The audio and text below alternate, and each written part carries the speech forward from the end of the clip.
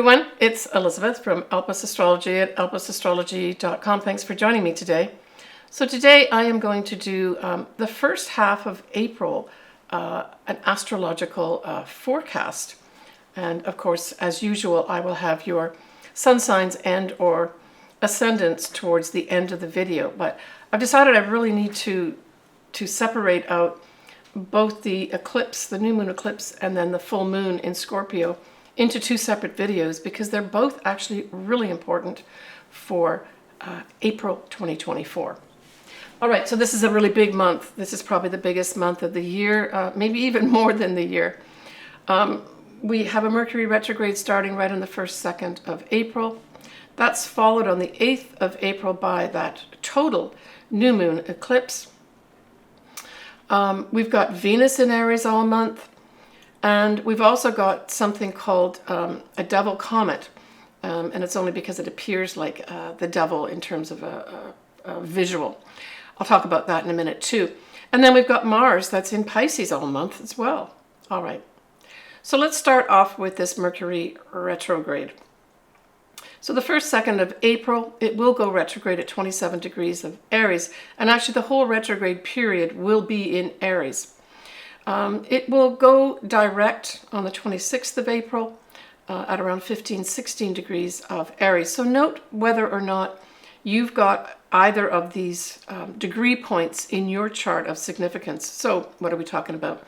A sun or a ascendant, or a conglomeration of planets is usually what I'm looking for, maybe even a midheaven as well.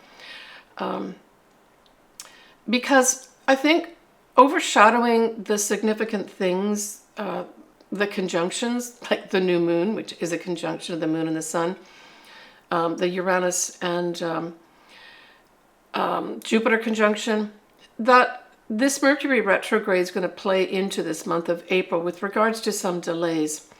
So there's going to be a lot of good things happen to a lot of good people, but there may also be some upsets too. Now, I would say that for me, this whole Mercury retrograde, certainly once it goes direct on the 26th of April, yay, that will be good. But I'm really going to say that it's got to get out of shadow. And the out of shadow period is going to start on the 14th of May. And so if during this month of April, some of you are, say, in negotiations, or you're almost on the verge of getting things through or getting agreements of some sort. I'm thinking in particular about agreements, contracts, getting your voice across. Don't give up, because really I'm thinking because of the significance of this month and the play in of so many things, we may really have to wait for a signal forward, especially with regards to independence, getting on a new path, expressing your individual self till, that May time period that I've just discussed. But apart from that, we have that total new moon eclipse that is going to be at 19 Aries 23 minutes on the 8th of April, and that will be at 11:20 a.m. Pacific Daylight Time. It will be conjuncting Chiron exactly. It will be widely conjuncting the north nodes at 15 Aries. And Mercury will be retrograde at 24 degrees of Aries. We're going to have Mars conjunct Saturn because they're both in Pisces. That's at 13, 14 degrees of Pisces. And there will still be this ongoing, within a few degrees, conjunction of both Jupiter and Uranus in Taurus. We're talking about this 19 to 22 degree point here, right? So really, if you look at the chart here, you can see that Aries is just stacked with regards to influence of any of these planets or luminaries, right? So Aries for sure. And I would say probably all Aries, whether it's an Aries ascendant or Aries sun sign, that you're going to be having some positive change here of some sort, wherever this falls in your chart, right? Now, when we look at the eclipse in terms of, and there's a lot of things published already, I'll put a link below here to a little bit more of a timeline for the eclipse happening. But basically, it does transverse North America. It starts with Mexico and then goes through Texas. And it's in Texas that it really starts its real coming to the actual eclipse point. Then it ends in Maine, and in Canada that would be New Brunswick. So this is pretty significant that this is going through, you know, from the southwest right the way through the northeast. And so there's going to be some kind of new beginning here with regards to, and from a collective standpoint, us moving forward on our individual path. Now, we do know that Mars rules Aries, and Mars likes to take action. So I would say as a month, this is going to be an action month, just from even a collective standpoint. But if you have a lot of planets, angles around these degree points that I've just mentioned, especially for the eclipse, hey, this could be the month that you could take off. Just with that caveat where there may be a few things to tie up in May when we have that Mercury out of shadow. Now, going along with this eclipse, it's not just the eclipse. I mentioned that Devil Comet. Scientifically, what this comet is called is 12P Pons Brooks. This is going to be going on at the same time. And in fact, if you're listening to this video in March, when I'm making it, we have that whole Devil Comet will start its activation close to Earth, or coming towards Earth, in March, mainly towards the latter part of March. So that's going to be an ongoing thing with the full moon eclipse that's going to be happening on the 25th of March, right? So I would say the whole activation of both these eclipses is really going to start in March and then start playing out with intensity once we get into April. Now, this comet that I spoke about will actually have a peak brightness on the 21st of April, and the 24th of April will be its closest approach to the sun. And then on the 2nd of June, the closest to Earth. So these are also dates to pay attention to. We usually look at comets as harbingers of important messages, but this is a process, right? We have this process of this comet starting towards the end of March, ending really when it comes close to Earth on the 2nd of June. And there could be more than one message that comes through here, right? All right. We have that whole Mars that is, as I mentioned, in Pisces all of April. And because it's that ruler of the eclipse in Aries, I think it's an important player here. Now, Mars in Pisces can represent a number of things. It can represent some frustrations where the effect of the Pisces part of it, which can be to obscure, to present some fogginess or unclearness with regards to actions that you may want to take, may be prevalent all month as well as a background noise. So again, don't get frustrated. Just the best way to handle anything like this would be to look carefully at anything that doesn't make sense. That's how I would use this Mars in Pisces all of April, in conjunction with everything else going on. But it can also be a time period of really taking assertive action with regards to what? Our spirituality, the higher points of ourselves. It can also even play out as something like rest. That whole Pisces, that rules the 12th house, and rest is very much something that's emphasized by that 12th house. So you may literally, some of you, take action with regards to, I need to rest more here and take a break. But this whole spiritual aspects, I think, are coming to play here as well. Now, Pisces as a sign also represents water or liquids of any sort, for that matter. And so with a Mars on top of it, which is action and even irritation or aggressiveness, I'm thinking there could be some aggressive action that happens on the waters. Now, we already know in the news that that's happening, but this could increase in April. At its best, Mars in Pisces really speaks to that spiritual warrior, right? And seeking and putting energy into the higher aspects of ourselves. Also, it speaks to putting some kind of action, maybe even plans in place to make our dreams come true. I mean, that's very much a great inspiration for those that are in the music industry, write poetry, and even in the arts. This could be a time to produce some phenomenal stuff, especially in conjunction with that eclipse, the new moon total eclipse, right? All right. The 11th of April, we will have Mars conjunct Saturn at 14 degrees of Pisces. And so look to the southeast sky just before sunrise. You'll see both these planets. You should be able to see them both with your eye, but if you've got binoculars or a telescope, that would be awesome too. But to me, this really emphasizes this whole idea of, because it's in Pisces, this can also represent, this idealism in religion. And so this may also come to the front. But Mars likes to put action. And Saturn says, no, we got to stop here.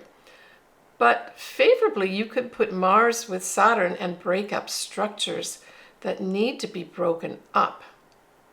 And in Pisces, we're really looking at these idealistic religions. That type of thing, I think, could really come to the fore here, where there may be some aggressive action to do with that somehow.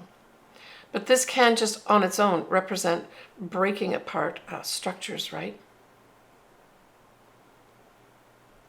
I want to wish my sister Marianne a very happy birthday. She has a big milestone birthday this year in April. So happy birthday, big sis. I'll talk to you soon. I want to mention one other thing that's going to be in the sky in April time periods. This is towards the beginning of April. So this is like the 6th of April, just before we have that total new moon eclipse in Aries. We're going to have a triple conjunction, and it'll involve the moon, Mars, and Saturn. And look to the southeast before sunrise to see all three of these. You should be able to see. You probably see the moon first, so spot the moon, and then look for both Mars, which will be brighter than Saturn, and then Saturn as well. Maybe bring your binoculars out to take a look at this. Now, in terms of astrology, these are not exact in terms of conjunction, so this is more a visual thing that you will see at sunrise on the 6th of April. And I think this might be a nice time to, usually you don't do meditations or intentions until, after the new moon. But I really got a good feeling about this. So for those that do get up early anyway, this might set up some kind of really nice energy for you to tap into a few days later when we actually have that total new moon eclipse. So next I'm going to do the sun signs and or ascendants. You pick whatever resonates with you. I like to actually listen to both.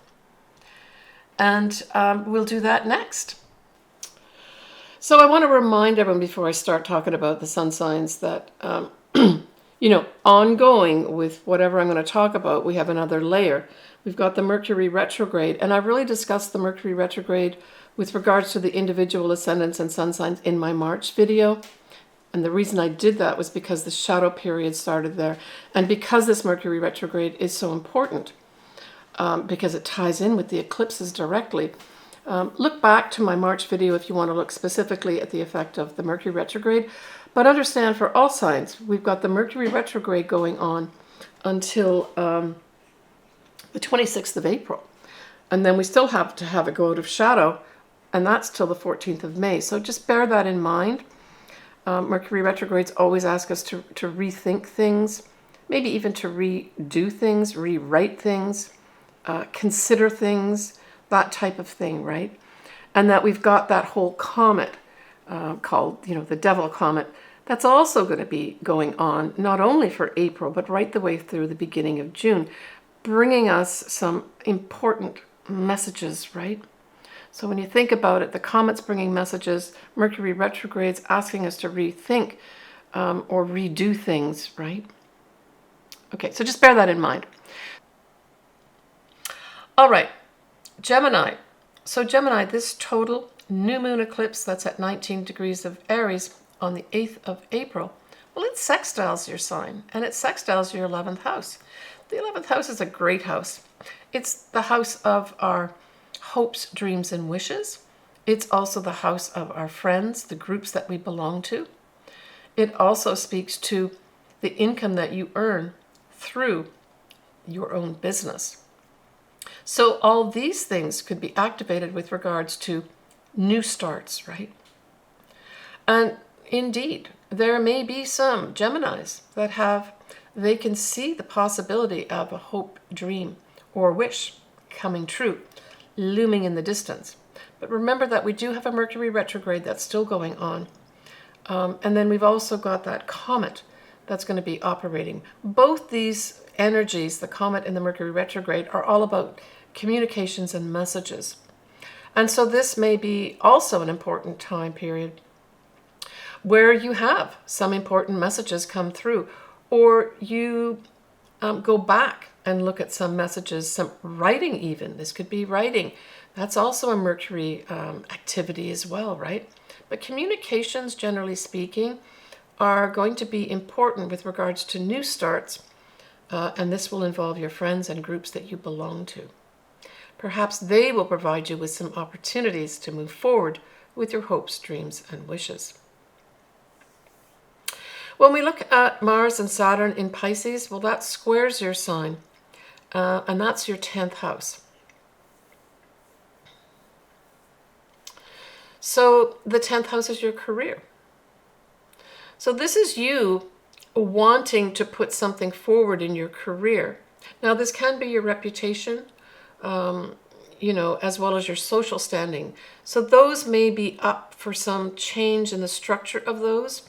Your career could be up for some change or structure. And, the birthing process of that may be, not so easy for you. Maybe you've got to check off a few more boxes before you can achieve or get that structure in place that you want to in your career so that you can move forward with your career, right? So we're talking about the Mars with the energy and wanting to move forward and take action, and the Saturn, which is all about structures, and it's in that 10th house of career. So I think a lot of this for Geminis is going to be, really putting effort into, putting energy into getting that career organized. And it just may not be as easy as you expect. But hey, take this new moon eclipse, total new moon eclipse, to leverage that 11th house, right? Which is your friends and the groups you belong to. So do a think for those Geminis that are finding difficulty launching your career.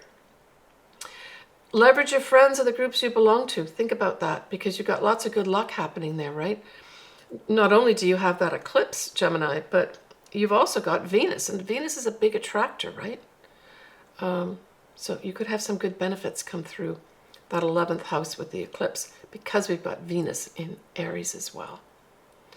But as I said, we've got this Mercury retrograde going on in Aries, and really it's not coming out of shadow until May time period. So don't panic if everything doesn't get in place with your career. It'll play itself out. Just do your best and what you can do to put effort into things and allow things to play out. But understand that it might be a little bit later than April for everything to be settled, right? Take care, Gemini. Hi, everyone. It's Elizabeth here from Astrology. I'd like just to give you a little more detail about what I do with regards to the services I can offer you. Certainly, I suggest that if you've not had your chart ever done, this would be a good time to do it. Contact me. All my contact details are below, and we can talk to each other back and forth and arrange something for you. So I offer different services. I offer a full astrology report for two of my services. One is where I look at both your natal chart and your progress chart in detail. I accompany that with a physical chart, as well as your charts that I'm looking at for that year. I do what's called a transit chart, which really involves your progressed chart for that year in combination with your natal chart. I give you a report for that as well. Typically, I'd be updating an existing report for you. I have a lot of clients that come back to me yearly. And then the other service that I offer is a combination of taking a quick look at the astrology. Typically, it would be a year or 2 year, what stands out for me, looking at that, and then adding in at the end a tarot card reading to accompany it. I record that and send that to you pre-recorded. So that's not a live session. The other two that I do are live session. And then I offer obviously custom. I do a lot of picking marriage dates, compatibility. I typically use what are called Davison charts or synastry as well, where I can combine two charts to see how do these two charts of these people work together. More often, it's going to be sort of romantic relationships, but it can also be business relationships too. How well do we work together type thing by producing one chart. So I do all that. As I said, I would love to do your chart. Contact me below, and we can work together to make that happen for you.